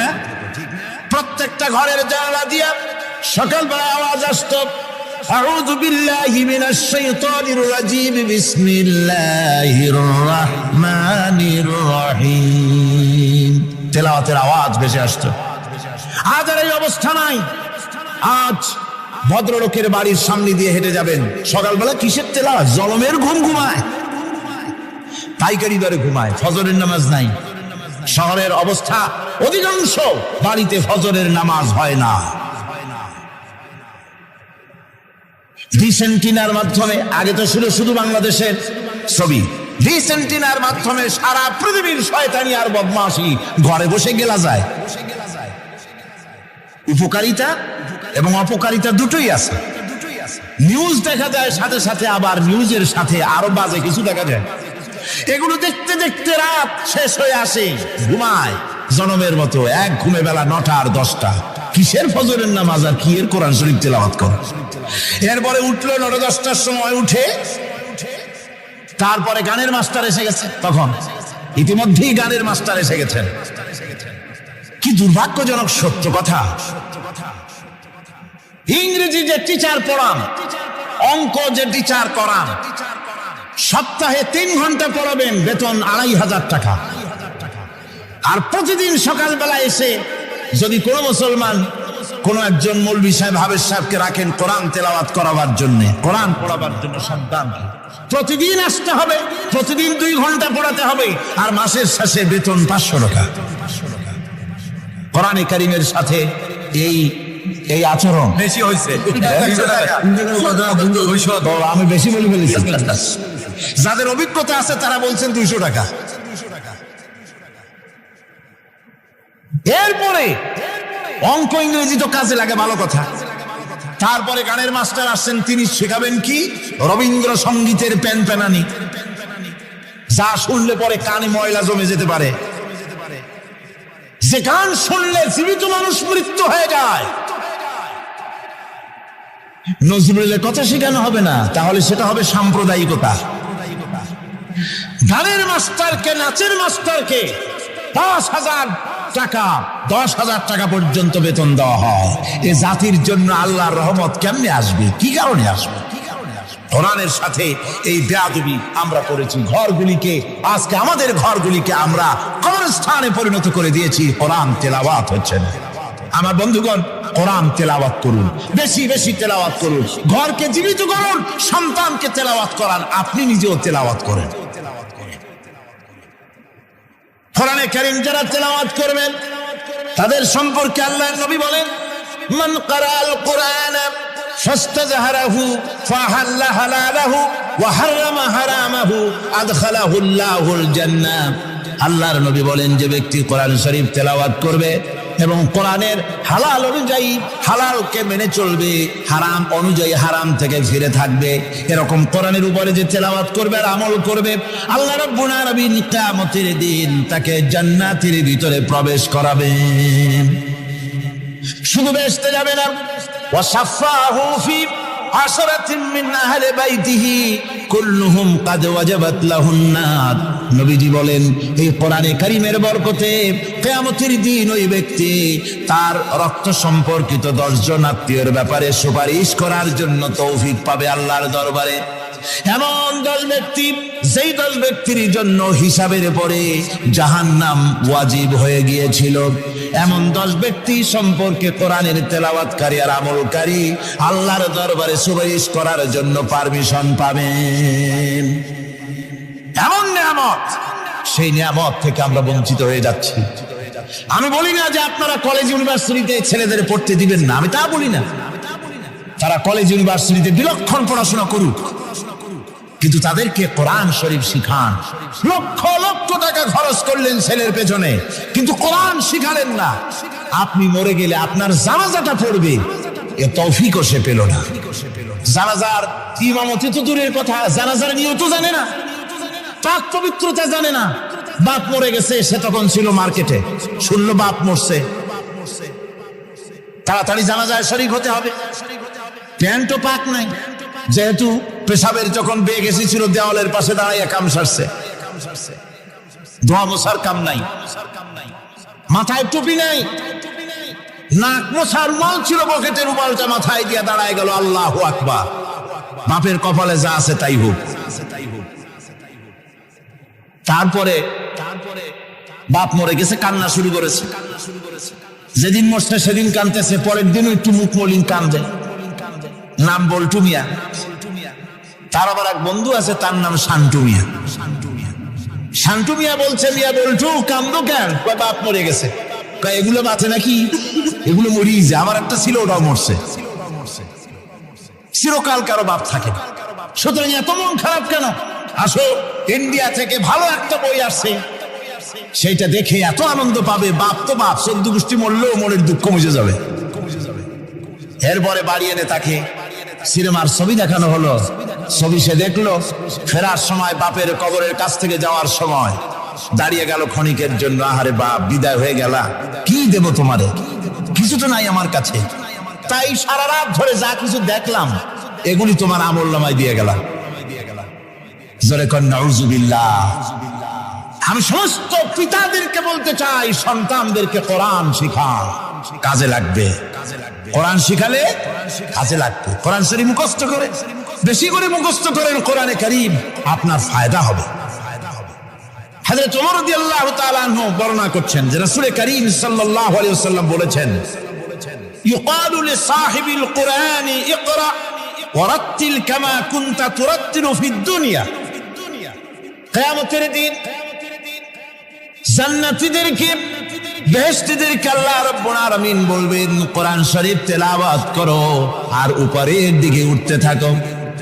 কোরআনে যেভাবে দুনিয়ার বুকে কোরআনে কারীম তুমি মুখস্থ করেছিলে, ধীরে ধীরে তেলাওয়াত করতে, ওইভাবে ধীরে ধীরে কোরআন তেলাওয়াত করো আর উপরের দিকে উঠতে থাকো। আল্লাহ পাক বলতে থাকবেন, উপরের দিকে ওঠো, তেলাওয়াত করো আর ওঠো। উঠতে উঠতে যেই জায়গা গিয়ে তোমার তেলাওয়াত শেষ হয়ে যাবে, জান্নাতের ওই জায়গাটা তোমার জন্য বরাদ্দ হবে। আবু দাউদ শরীফের হাদিস। জান্নাতের ওই জায়গাটা তোমার জন্য বরাদ্দ হবে। এখন যাদের শুধু সূরা ইখলাস আর সূরা কাউসার মুখস্থ, তারা তো দুই পা আগাই বসে যাবে, উঠতে পারবেন না। বেশি বেশি মুখস্থ করেন, হাফেজে কোরআন হন অথবা হাফেজের মতো হন। বেশি বেশি মুখস্থ করেন সূরা ইয়াসিন, সূরা দুখান, সূরা আর রহমান, সূরা ওয়াকিয়া, সূরা মুজাম্মিল, এই সমস্ত সূরা, বেশি সূরা আল আরাফ, সূরা কাহাফ, সূরা মারিয়াম ইত্যাদি মুখস্থ করেন। কিয়ামতের দিন কাজে লাগবে। জান্নাতের অত উঁচায় উঠতে পারবেন। হাফেজে কোন জায়গায় যাবে? সুবহানাল্লাহি ওয়া বিহামদিহি। 30 পারা কোন যার সিনার ভিতরে জান্নাতের কোন জায়গাটা আল্লাহ তাকে বরাদ্দ করবেন? সুবহানাল্লাহ, সুবহানাল্লাহ। কোরআনে কারীমকে মুখস্থ করুন, বেশি করে মুখস্থ করুন। কোরআনে কারীমকে বেশি করে তেলাওয়াত করুন। এই কোরআনে কারীমকে যারা বেশি করে তেলাওয়াত করবে, তেলাওয়াত করতে গিয়ে যারা আল্লাহর কাছে কিছু চাওয়ার সময় পাবে না, তাদের সম্পর্কে রাসূল কারীম সাল্লাল্লাহু আলাইহি ওয়াসাল্লাম বলেছেন হাদিসে কুদসি। হাদিসে কুদসি রাসূল কারীম সাল্লাল্লাহু আলাইহি ওয়াসাল্লাম বলেছেন, ইয়াকুলু রাব্ব তাবারাক ওয়া তাআলা মান শাগালাহুল কুরআন আন যিকরি মাসআলাতি আতাইতুহু আফজালা মা উতিয়া সাইলিন। আল্লাহর নবী বলেন, আমার আল্লাহ পাক বলেছেন, কোরআন তেলাওয়াত করতে গিয়ে যারা ব্যস্ত থাকে, কোরআন তেলাওয়াত করতে করতে যারা আমার কাছে হাত পেতে কিছু চাওয়ার সময় পায় না, যারা আমার কাছে হাত পেতে কিছু চায়, তাদের থেকে তেলাওয়াতকারীদেরকে আমি রব্বুল আলামিন বেশি করে দেই। সুবহানাল্লাহ। কোরআন তেলাওয়াত করতে করতে যারা আল্লাহর কাছে হাত পেতে চাওয়ার সময় পায় না, আল্লাহ পাক বলেন যারা চায় তাদের থেকে তেলাওয়াতকারীকে আমি বেশি দেই। আমার বন্ধুগণ, শুধু তাই নয়, এই কোরআনে কারীম যারা তেলাওয়াত করবে, আমল করবে, কিয়ামতের দিন তার মা বাবার মাথার উপরে আল্লাহ রাব্বুল আলামিন, আবু দাউদ শরীফের হাদিসে এসেছে, তার মা বাবার মাথার উপরে নূরের টুপি পরিধান করানো হবে। এমন নূরের টুপি, এমন নূরের তাজ পরানো হবে, চন্দ্র সূর্যের আলোকে ম্লান করে দেবে। হাসরবাসীরা প্রশ্ন করবেন, এ লোকটি কে? কোন ফেরেশতা নাকি? বলে না। কোন নবী নাকি? বলে না। তবে কি ইনি কে? জবাব হবে, ইনি হচ্ছেন সেই ব্যক্তি যিনি তার সন্তানদেরকে কোরআন শিখিয়েছিলেন। কোরআন শিখানোর কারণে আল্লাহ রাব্বুল আলামিন আজ তার মা বাপের মাথার উপরে নূরের টুপি পরিধান করে হাসরের ভিতরে মর্যাদা দিলেন। কিয়ামতের দিন দুনিয়া মর্যাদা পাওয়া যাবে, আখিরাতেও মর্যাদা পাওয়া যাবে যদি কোরআনে কারীমকে তেলাওয়াত করা যায়, আমল করা যায়, বোঝা যায়, তাহলে এই সমস্ত নিয়ামত আল্লাহ পাক দান করবেন। সুতরাং এই এত বড় নিয়ামত থেকে আমরা যেন কেউ বঞ্চিত হয়ে না যায়। কোরআন হচ্ছে এমন এক কিতাব যার তাফসীর লেখা হয় নাই। পৃথিবীতে এমন কোনো ভাষা নাই, পৃথিবীর উল্লেখযোগ্য সবগুলি ভাষায় কোরআনে কারীমের তাফসীর লেখা হয়েছে, কিন্তু কোন মুফাসসির আজ পর্যন্ত কথা বলেন নাই যে আমি যে তাফসীর লিখছি এর চাইতে ভালো তাফসীর আর কেউ লিখতে পারেও না, আর পারবেও না, এটা শেষ, আর তাফসীর লেখা লাগবে না।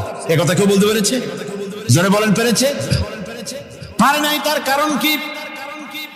আল্লাহ রাব্বুল আলামিন বলেন, قُلْ لَوْ كَانَ الْبَحْرُ مِدَادًا لِكَلِمَاتِ رَبِّي لَنَفِدَ الْبَحْرُ قَبْلَ أَن تَنفَدَ كَلِمَاتُ رَبِّي وَلَوْ جِئْنَا بِمِثْلِهِ مَدَدًا।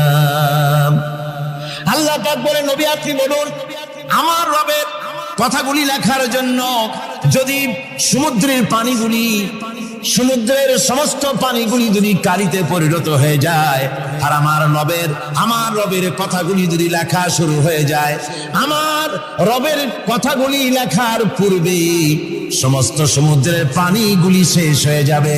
তারপরে যদি আবার সমুদ্র ভরে দেওয়া হয়, আরো যদি লেখা হয়, তবুও আমার রবের কথা লেখা শেষ হবে না। আল্লাহ রাব্বুল আলামিন বলেন, ولو أن ما في الأرض من شجرة أقلام والبحر يمده من بعده 7 أبحر ما نفدت كلمة الله। আল্লাহ রাব্বুল আলামিন বলেন, মা নাফিদাত কালিমাতুল্লাহ, আল্লাহ পাক বলেন 7টা সমুদ্রের পানি যদি একত্রিত করা হয়, 7টা সমুদ্রের পানি যদি এক জায়গায় করা হয়, এই পানিগুলি যদি কালিতে পরিণত হয়ে যায়, আর পৃথিবীর সমস্ত গাছগুলি যদি কলমে পরিণত হয়ে যায়, ওই গাছগুলি দিয়ে যদি ওই পানির রূপ কালি দিয়ে আমার প্রভুর কথা, আল্লাহ রাব্বুল আলামিনের কোরআনের কথা যদি লেখা শুরু হয়ে যায়, লিখতে লিখতে সমস্ত পানিগুলি গাছগুলি শেষ হয়ে যাবে, আল্লাহ পাকের কালামের ব্যাখ্যা লেখা শেষ হবে না। মা নাফিদাত কালিমাতুল্লাহ, আল্লাহর কথা লেখা শেষ হবে না। এত বড় বিরাট আজিম কিতাব আল্লাহ পাক আমাদেরকে দান করেছেন, সুবহানাল্লাহ পড়েন। এই কিতাবের এত বড় গুরুভার আল্লাহ রাব্বুল আলামিন বলেছেন, লাউ আনজালনা হাযাল কুরআন আলা জাবালিন রাআইতাহু খাশিআন মুতাসাদ্দিআন মিন খাশিয়াতিল্লাহ। আমি যদি এই কোরআনকে পর্বতের উপরে নাজিল করতাম, তাহলে তুমি দেখতে পেতে আমার ভয় ভীত সন্ত্রস্ত হয়ে পাহাড়গুলো চূর্ণ বিচূর্ণ হয়ে যেত। এত বড় আসিম কিতাব আমি তোমাদেরকে দান করেছি, যার গুরুভার বহন করতে কেউ রাজি হয়নি, পাহাড় পর্বত কেউ রাজি হয়নি, মানুষ রাজি হয়েছে। এই মানুষের উপরে আমি এটা অবতীর্ণ করেছি, গোটা বিশ্ববাসীর সামনে এই কিতাব আমি দিয়েছি তোমাদেরকে, এর দ্বারা হেদায়েত তোমরা গ্রহণ করবে। কিয়ামতের দিন আল্লাহর এই বিরাট নিয়ামত আমাদেরকে দান করলেন, আমরা এই নিয়ামতের না শকর করেছি, অর্থাৎ এই কোরআনকে আমরা ব্যবহার করেছি সঠিকভাবে করি নাই, বেঠিকভাবে করেছি। প্রথম দিন দ্বিতীয় দিন আমি বলেছি কোরআন শরীফকে শুধু তাবিজ তুমারের জন্য, শুধু সওয়াবের জন্য তেলাওয়াত করেছি, আসলে শুধু সওয়াবের জন্য তো আসেনি। কোরআন বুঝতে হবে, আমল করতে হবে, তবে না শান্তি পাবো। আপনি যদি কোরআন হচ্ছে মানুষের জীবন সমস্যার সমাধানের গ্রন্থ, ওষুধ খেলে রোগ ভালো হয়। ওষুধ খেলে কি হয়? কেউ যদি সকাল বেলায় তসবিহ হাতে নিয়ে 500 বার পরে ওষুধ ওষুধ ওষুধ 500 বার পড়লে রোগ কি ভালো হবে? বরং রোগ আরো বাড়তে পারে চিল্লাইতে চিল্লাইতে।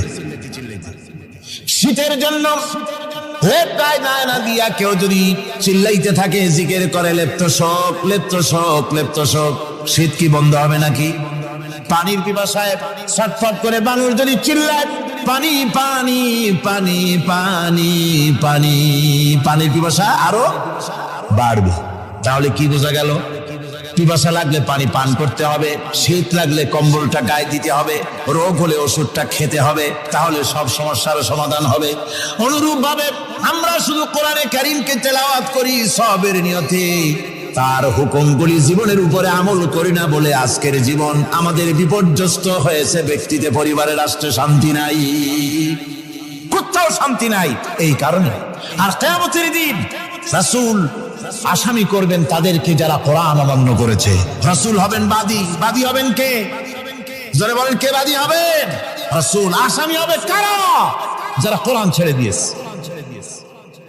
আল্লাহ রাব্বুল আলামিন বলেন, وقال الرسول يا رب إن قومي اتخذوا هذا القرآن مهجورا।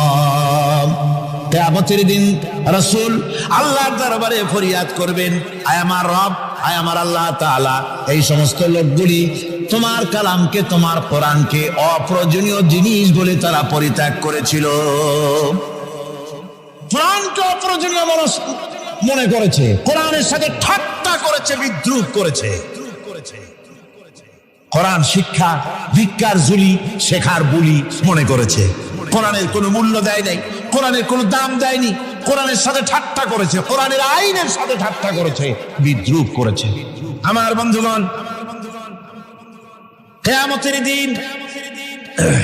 কিয়ামতের দিন যখন এরা উপস্থিত হবে আল্লাহর দরবারে, আল্লাহ রাব্বুল আলামিন কোরআনের সাথে যারা ঠাট্টা করেছে, বিদ্রূপ করেছে, কোরআনের আইনকে নিয়ে যারা ঠাট্টা বিদ্রূপ মজাক উড়াইছে, কিয়ামতের দিন তাদেরকে বলা হবে ওয়াকিলাল ইয়াউমা নানসাকুম কামা নাসিতুম লিকা ইয়াউমিকুম হাদা।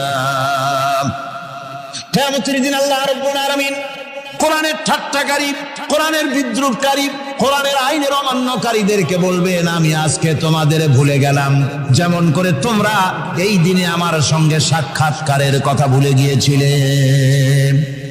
তোমরা যেমন আমার আজকের এই কিয়ামতের দিনের কথা যারা ভুলে গিয়েছিলে, আজকে আমিও তোমাদেরকে ভুলে গেলাম। এরপরে কি হবে?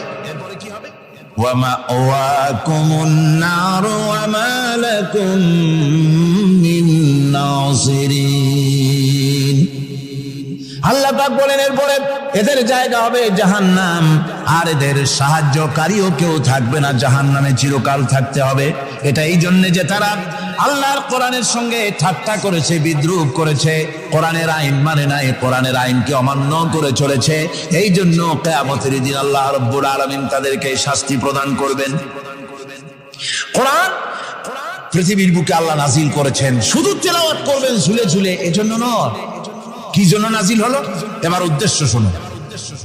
আল্লাহ পাক বলেন আর রহমান আল্লামাল কোরআন। আল্লাহ রাব্বুল আলামিন তিনি হলেন এমন দয়াবান, এমন রহমান, যিনি কোরআন শিখালেন। কি কারণে শিখালেন? কোরআন নাজিলের উদ্দেশ্য কি? আল্লাহ পাক বলেন ইন্না আনজালনা ইলাইকাল কিতাবা বিল হাক্কি লিতাহকুমা বাইনান নাসি বিমা আরাকাল্লাহ। আল্লাহ পাক বলেন এই কিতাব আমি আপনার প্রতি অবতীর্ণ করেছি এই জন্যে যাতে করে আপনি আল্লাহর প্রদর্শিত এই বিধান অনুযায়ী মানুষের উপরে বিচার ফয়সালা করতে পারেন। মানুষের উপরে আইন চলবে আল্লাহ। কার আইন? জোরে বলেন কার আইন? আলা লাহুল খালক ওয়াল আমর। সৃষ্টি যার, আইন চলবে কার? আল্লাহ পাক বলেন এই জন্য নাজিল করলাম, কোরআন নাজিল করেছি যাতে করে কোরআনের আইন দিয়ে বিচার ফয়সালা করতে পারেন, সেই জন্যই কোরআন নাজিল করলাম। আসলে আল্লাহর নবীর এই পৃথিবীতে আগমনের উদ্দেশ্য ওটাই ছিল। হুয়াল্লাযী আরসালা রাসূলাহু বিল হুদা ওয়া দীনিল হক লিইয়ুযহিরাহু আলাদ-দীনি কুল্লিহি ওয়া কাফা বিল্লাহি শাহীদা। আল্লাহ রাব্বুল আলামিন বলেন আমি আমার রাসূলকে দ্বীনে হক, সত্যের বিধান সহকারে দুনিয়ায় প্রেরণ করেছি। লিইয়ুযহিরাহু আলাদ-দীনি কুল্লিহি আয় লিইয়ুগলিবাহু আলা সাইরিল আদিয়ান। সমস্ত আদিয়ানে বাতিলের উপরে আমার দিনকে বিজয়ী করে দেওয়ার জন্য আমি রাসূলের কাছে কিতাব সহকারে তাকে অবতীর্ণ করেছি। এ দায়িত্ব শুধু মুহাম্মদ সাল্লাল্লাহু আলাইহি ওয়াসাল্লামের ছিল না, দুনিয়ার উপরে আল্লাহর দ্বীন কায়েম করা, আল্লাহর বিধান অনুযায়ী মানুষের বিচার ফয়সালার দায়িত্ব শুধু মুহাম্মদ সাল্লাল্লাহু আলাইহি ওয়াসাল্লামের ছিল না, সমস্ত নবীদের ছিল। কাদের ছিল? সব নবীদের ছিল। فبعث الله النبيين مبشرين منذرين وأنزل معهم الكتاب بالحق ليحكم بين الناس। আল্লাহ পাক বলেন সমস্ত নবীদের কাছে আমি কিতাব অবতীর্ণ করেছি এই জন্য যে তারা সহজ এবং সোজা পথে যারা চলতে চায় তাদেরকে তিনি সুসংবাদ দিবেন, আর বাঁকা পথে যারা চলবে তাদেরকে তিনি জাহান্নামের ভীতি প্রদর্শন করবেন। আর আমি তার উপরে যে কিতাব অবতীর্ণ করেছি এই কিতাব দিয়ে জনগণের উপরে বিচার ফয়সালা করবে, আইন চলবে আল্লাহর কিতাব দিয়ে। আইন চলবে কি দিয়ে? আল্লাহর কিতাব দিয়ে। আল্লাহর কিতাব অনুযায়ী জনগণকে পরিচালিত করবেন। এই জন্য আমি এই কোরআনকে নাজিল করেছি, অতীত এই কিতাবগুলি নাজিল করেছি। কুল ইয়া আইয়ুহান নাসু ক্বাদ জাআকুমুল হাক্কু মির রাব্বিকুম আল্লাহ পাক বলেন, নবী আপনি বলে দেন, আপনি বলুন, হে মানব সকল, আল্লাহর পক্ষ থেকে তোমাদের জন্য মহাসত্য এসেছে, এই মহাসত্য যদি অনুসরণ করো তোমাদের জন্য কল্যাণকর হবে। ওমান দাল্লা ফাইন্নামা ইয়াদুল্লু আলাইহা, আর যদি কোরআনকে অমান্য করো, আল্লাহর কিতাবকে অমান্য করো, তাহলে তোমাদের জন্য অকল্যাণ হবে। আজ আপনারা বলেন, আল্লাহর কিতাবের আইন কি আমাদের দেশে চলে? কোরআনের আইন কি চলে? চলে না। কোরআনের আইন চলে না। আমরা কি খুব শান্তিতে আছি? খুব আরামে আছি? শ্রমিকরা তাদের শ্রমের মূল্য পায়, কৃষক তার উৎপাদিত পণ্যের সঠিক দাম পায়, নারী তার সতীত্বের মর্যাদা পায়, জনগণ কি আরামে ঘুমাতে পারে? না, জনগণ রীতিমতো দুবেলা পেট পুরে সমস্ত জনগণ খেতে পারে। এর একমাত্র কারণ হচ্ছে কোরআনের আইনকে অমান্য করা হয়েছে। ভালো করে কান পেতে শুনুন, আল্লাহ রাব্বুল আলামিন কোরআনে কারীমের মধ্যে পরিষ্কার করে বলেছেন, ওয়ামান লাম ইয়াহকুম বিমা আনজালাল্লাহু ফাউলাইকা হুমুল কাফিরুন, যারা নাকি আমার দেওয়া বিধান অনুযায়ী, কোরআন অনুযায়ী যারা বিচার ফয়সালা করে না, ফাউলাইকা হুমুল কাফিরুন, ফাউলাইকা হুমুল যালিমুন, ফাউলাইকা হুমুল ফাসিকুন, যারা আমার দেওয়া বিধান অনুযায়ী বিচার ফয়সালা করে না, তারা কাফির, তারা জালিম, তারা ফাসিক। সুতরাং এর ভিতরে এই জুলমের মধ্যে জালিমদের অন্তর্গত, ফাসিকদের অন্তর্গত হয়ে বাংলাদেশের বহু মুসলমান, পৃথিবীর বহু এলাকার মুসলমান এর মধ্যে লিপ্ত হয়ে আছে। কোরআনের আইন চালু না করলে পরে, কোরআনের আইন না মানলে পরে জালিম হতে হবে, কাফির হতে হবে, ফাসিক হতে হবে। অর্থাৎ যতখানি না মানবেন ততখানি এই বিশেষণে বিভূষিত হতে হবে। আমার বক্তব্য হচ্ছে, কোরআনে কারীম পৃথিবীতে এসেছে শাসন করতে দুনিয়াকে, তার মধ্যে রয়েছে রাজনীতি, অর্থনীতি, সবকিছু। এই বিচার ফয়সালা কোরআন থেকে যারা গ্রহণ করে না, রাসূলকে যারা বিচারক মানে না, তাদের সম্পর্কে আল্লাহ পাক কি বলছেন শুনুন। فلا وربك لا يؤمنون حتى يحكموك فيما شجر بينهم ثم لا يجدوا في أنفسهم حرجا مما قضيت ويسلموا تسليما। আল্লাহ রাব্বুল আলামিন বলেন, সালাম রব্বিক, কখনো নয় হে নবী, আপনার রবের কসম, কখনোই নয়, ওরা মুমিন নয় যারা নাকি তাদের জীবনের সব কিছুর ব্যাপারে যতক্ষণ পর্যন্ত আপনাকে বিচারক না মানে, আপনার দেওয়া ফয়সালাকে গ্রহণ না করে, এবং আপনি বিচার করার পর ফয়সালা দেওয়ার পরে এটার উপরে দ্বিধাহীন চিত্তে মেনে যতক্ষণ না নিবে, ততক্ষণ পর্যন্ত তারা যত ঈমানের দাবি করুক, তারা আসলে মুমিন না। এ ফতোয়া কার? এ ফতোয়া কার? আল্লাহ রাব্বুল আলামিনের ফতোয়া। কখনো মুমিন হতে পারবে না যারা রাসূলুল্লাহকে ফয়সালাকারী হিসেবে গ্রহণ না করবে, কোরআনকে সংবিধানের উৎস হিসেবে গ্রহণ না করবে। রব্বানা যালামনা আনফুসানা ওয়া ইন লাম তাগফির লানা ওয়া তারহামনা লানাকুনান্না মিনাল খাসিরিন। রব্বানা লা তুযিগ কুলুবানা বা'দা ইয হাদাইতানা ওয়া হাব লানা মিন লাদুনকা রাহমাতান ইন্নাকা আনতাল ওয়াহ্হাব। আয় আল্লাহ তাআলা, হাজার হাজার মুসলমান নরনারী ঠান্ডাকে উপেক্ষা করে তোমার দ্বীনের কথা শোনার জন্য, কোরআনে কারীমের কথা শোনার জন্য এই মাঠে এসে হাজির হয়েছে। আল্লাহ, তুমি দয়া করে মেহেরবানি করে আলোচনার সওয়াবটুকু হুজুরে পুরনূর সাল্লাল্লাহু আলাইহি সাল্লামের রূহ মুবারকে পৌঁছে দাও। রব্বুল আলামিন, আমাদের মধ্য থেকে যাদের মা বাপ দুনিয়া থেকে জনমের মতো বিদায় হয়ে গেছে, আল্লাহ কবরে যদি আযাব থাকে দয়া করে আযাব মাফ করে দাও। আল্লাহ, আমাদের মা বাপের উপরে তোমার রহমত নাজিল করো। রব্বিরহামহুমা কামা